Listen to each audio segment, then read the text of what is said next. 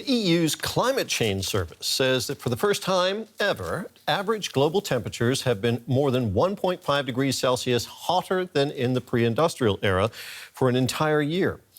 Limiting global warming to 1.5 degrees is a key aim of the 2015 Paris Agreement. Breaching that mark, even temporarily, shows how difficult it is to achieve that goal. Humanity has entered dangerous new territory.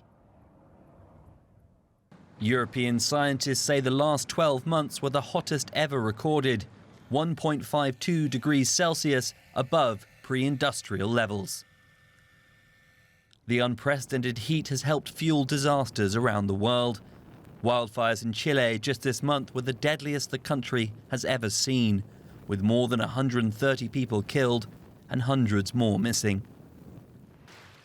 In Canada, the last wildfire season was its most destructive in history, with an area larger than the size of Greece going up in smoke. Storms like those that soaked California earlier this month have also been worsened by the rising temperatures, according to scientists. These are the kind of impacts world leaders wanted to avoid when they signed the Paris Climate Agreement in 2015.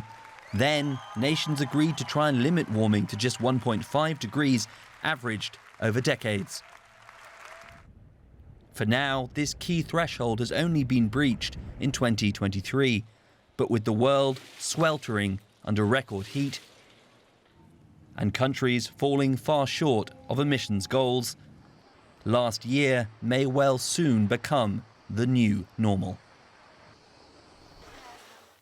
Well, for more, I'm joined in the studio here by DW environment reporter Louise Osborne.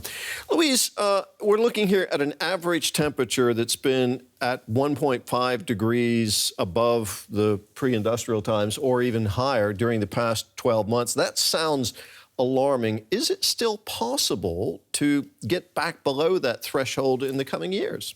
I mean, it's getting more and more difficult because we are getting closer to the target that was, or the limit that was set in place by world leaders and that has been recommended by scientists. But this is a temperature that is gauged over decades and not just 1 year. So 1 year at 1.5 does not mean that we've breached that limit. We're actually looking at temperatures of around 1.2 at the moment, but it is a stark reminder that if we keep going the way that we are going and we don't take action, we are quickly going to reach that limit and go over and experience the consequences that that brings. All indications are that the planet still is warming at this point. What would permanently exceeding 1.5 degrees, that threshold, mean for the planet's future? I mean, we've already seen a taster of that, or we are at the moment, like the extreme weather events that we are seeing more and more of. Heat waves, for example, that are leading to droughts that we've seen in northeastern Spain, for example, that are worsening wildfires like those that we're seeing in Chile. It's also leading to heavier rainfall in some areas, leading to the severe flooding that we've seen last year in Greece and in Libya. And if we continue, then we will see more of those extreme weather events. That will affect our agriculture, obviously, our access then to food and water. It's likely to drive migration as people move away from areas most affected. And it's already leading to conflict in some areas of the world as well. What are the main strategies that are being pursued now to avoid the worst impacts of climate change? Can we still do something about it? We still have the possibility to stay below the 1.5 degrees that we've been talking about. Action needs to be taken quickly. World leaders in December at the Global Climate Summit said that they wanted to transition away from burning fossil fuels for our energy. They need to do that as quickly as possible, because then we can prevent the greenhouse gases being emitted into the atmosphere that are leading to this warming.